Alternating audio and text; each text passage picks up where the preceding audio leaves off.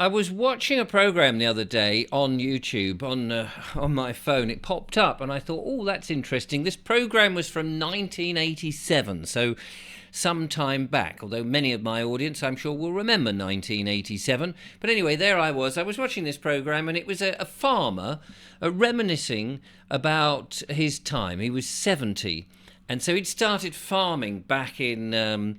Well, I suppose back in the early 20s and in just after the war. And he was talking about this. It was a series of programs. It was fascinating. It was sort of like very nostalgic, him walking about, talking about the old days, how they used to do everything by hand.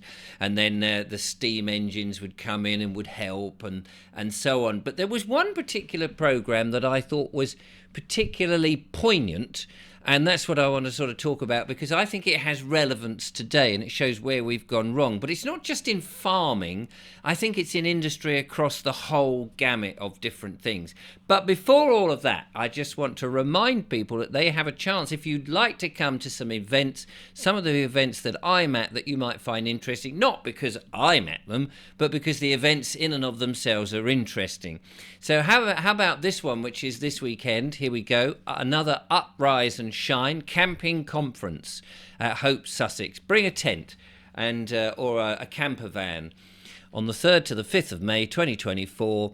And there's a whole bunch of speakers there that are going to be talking. Plus, you can bring the kids. They can run around. You can do a bit of camping and cooking and all those sort of bits and pieces.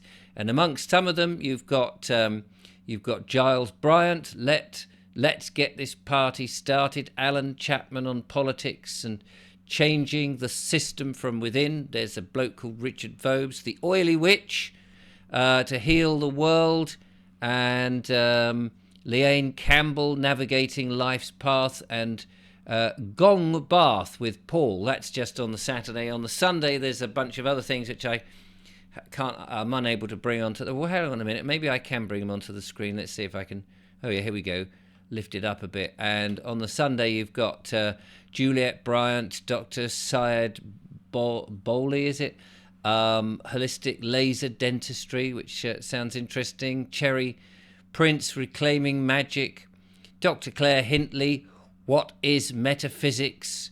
And so on and so on. The Souk, the common solution to where we go from here. And Giles Bryant, closing World Peace Meditation. So there we go. Oh, Juliet Bryant's doing cacao ceremony and plant wisdom. Yes, there you go. So a lot of things going on that particular event. So maybe you'll be interested in that. Maybe not. Maybe it's too far away here down in the south of England in East Sussex near Battle. But I'll leave a link in the description so where you can get the tickets from. Alternatively, you may want an alternate view to things, which is coming up a bit later on. I mentioned this recently at the Leonard Hotel in Milton Keynes on Sunday, the 26th of May. I will be there with a bunch of other people: Wendy Stacey, Ian Simpson, Lucy Wyatt, Dr. Manjar Samantra Lawton, Joan Oldenkamp, and Gary Fraun, amongst others. And it's a nice hotel. There's some bloke, there's lovely people there to have a listen to about all sorts of different, an alternative view. I'll leave the link in the description, and you can have a check on that one.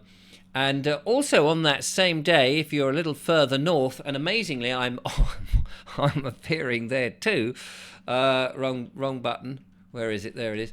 The Open Minds Charity Festival for people who've got open mind, and that is music and speakers on the same day, this 26th. So I will be speaking at the other event in Milton Keynes in the morning, but then I've got to hot-foot it up the road. We've got Richard Vobes, that's me, John Looney, David Yates, Dawn and Lester, David Parker. I've had them on the show. What Really Makes You Ill. Sarah Sims, Bioresonance and Frequency. Helen Craven, you might not be able to see all of these. And mystery guest speaker. Golden Oldies from 9 o'clock. All very good. Yeah, for some reason I can't I can't actually show that. Oh, there we go, a little bit better. But there it is anyway. So a few events to have a look at. I'll put the links in the description and you can go and check them all out, which would be grand. It'd be nice to see you there. Anyway, what I wanted to talk about in today's monologue was watching this program, The Farmer. And this, as I say, it isn't just about farming. This is about a whole, where we are really and how we've got into this world. And so The Farmer was talking about how, as we got into the modern world after the Second World War, there was a lot of new machinery and technology came in, which enabled him to farm very differently. Instead of having several men on the land assisting him, he could use machinery to do so much more with fewer men. So that's when we started to see people disappear from the land, because you only needed 1 or 2 people. His farm originally started with something like 10 to 15 men helping on the land in all the areas that he had to do, with small fields and hedgerows and all of this. And then as he got into his 70th year, he said basically it's like 3 people on the farm and a young lad and a dog, and the machinery does it all. They barely do anything. As he said, all I really do now is I just pull levers. I don't have to do anything. The machine does everything. And nobody's on the land. And he said, but what we've started to do is to make bigger and bigger fields, because things like combine harvesters, and this is in the 80s. Just remember this. This was in the 1987, this program went out. And of course, since then, 50 odd years have passed, and we've seen how automated everything is, how GPS has come in, how bigger and bigger the fields have become, the hedgerows have been taken away, and we've seen the monocrop come in. But even back in 1987, he said some profound things. He said, we now having to compete with global prices because other countries are doing similar things. And if we can't get this food cheap enough for the mass population, these other countries will come in, and if they're not paying their staff the same, and they've got a different advantage, perhaps they have more sunshine and they have even bigger fields, so they can plough the sort of prairie lands we've seen in Canada and in Ukraine and various other places, in which food is coming in from different places at such a cheaper rate that we can't compete. And his parting words was the fact that we need bigger and bigger farms, because I don't think we're going to be able to compete, and the race to the bottom is on. Well, of course, that's not just in farming. That's in all sorts of industries. And we've seen that, of course, the advent of cheap goods from China and things that are, made in Taiwan and all this sort of stuff.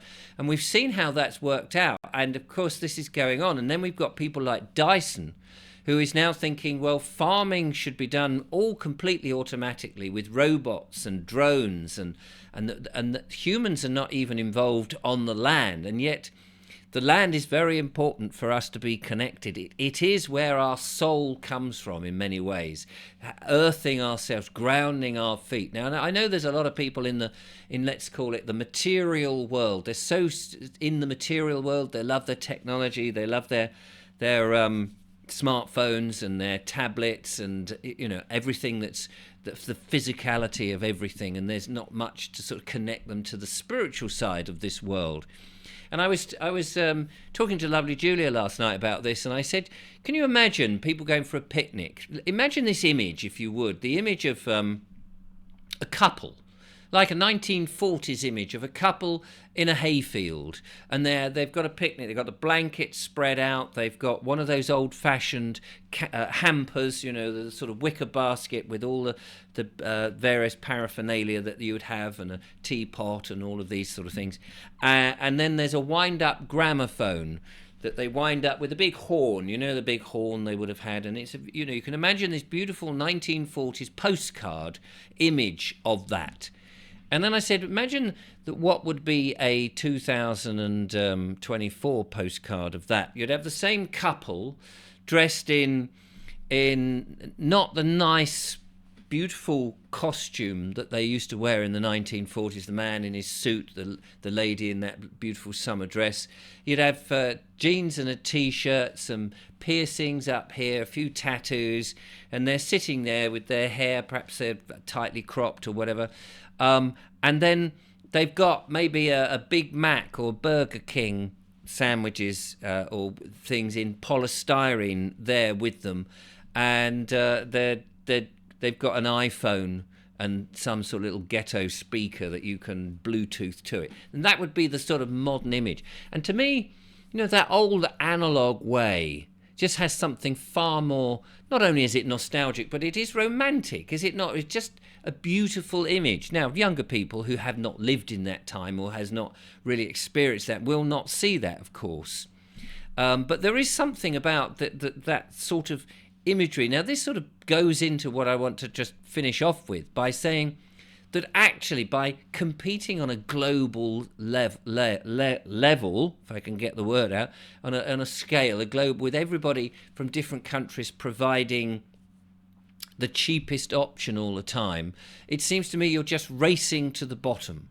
And that actually what we need really is a stop to this. I mean, this is where this sort of the global government wants one world government to control everybody in one way, to mandate jabs when they think we need them, to take our sovereignty away and to control us through digital IDs and CBDCs and all of this sort of absolute nonsense. But actually, that is the complete reverse of what we want.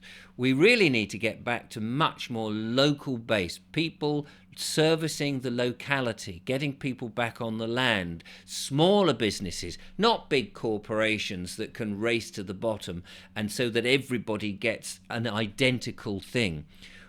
Bring people back to that creative thing where people are making things with their hands. Yes, use some technology. I'm not saying you don't use technology, but use the technology in a small scale wisely so that farms are supplying the food seasonally and locally to those people in the surrounding towns and villages. And as you travel about, you'd have different farms going and providing things, which makes traveling in your conveyance much more interesting as you go around the country to see how people are doing different things instead of one size fits all and that just utilitarian bland nature of the modern world that we have. In my town we have buildings going up. It's an Edwardian seaside resort.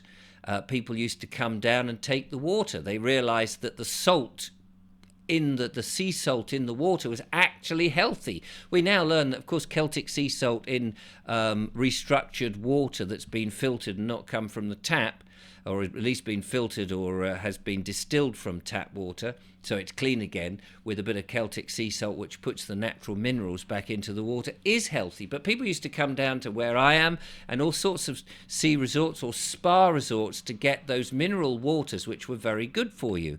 But now, of course, you look around and the buildings that are going up, instead of being these beautiful seaside type of buildings that which have history and emote a certain feeling, we have these utilitarian buildings with mean little windows, horrible buildings, office buildings and apartments that people, high-rise things, which are the same everywhere. You could be in a inner city London or on a seaside resort, it wouldn't matter because they all look the same. And you drive around the countryside and you'll see the same thing with these identikit houses on these new 15-minute cities that they're building, these out-of-town housing developments in farmers' fields, all the same, tiny gardens, nowhere to park, mean windows, high fences round them, very much like some sort of, to me, and you may find this repellent, but to me, like some sort of prison camp, like a concentration camp. And it is, you're concentrating people into this area without the other infrastructure. These housing developments have not happened organically over time, like a village would have done, with meaning. A village that developed over time had a purpose. The people in there set up their businesses. They were supporting the local farms, the landowner. They would be the blacksmith and the baker, the candlestick maker, the butcher, and all of those different things. People would be working, and it would have happened organically instead of plop. Here it is, just on the back of a CAD computer. We've designed this, and there it is, this god-awful, ugly utilitarian. And the sad thing is, as the generations are growing up, they don't know any different. They don't know the history of this land. And I feel that this globalization has been a complete and utter mistake, and that we need to get back to much more local, regional, seasonal, where people are helping one another and growing these soulful places, which comes from the heart, and small family-run businesses, individual businesses that are growing and are locally based, not these big dead entity corporations that do not have your best interest at heart and just want to run down to the basic common denominator. Be awful. But you may disagree, and of course you're entitled to disagree. It's not a world that I want to live in, so I would love to see a change. What do you think?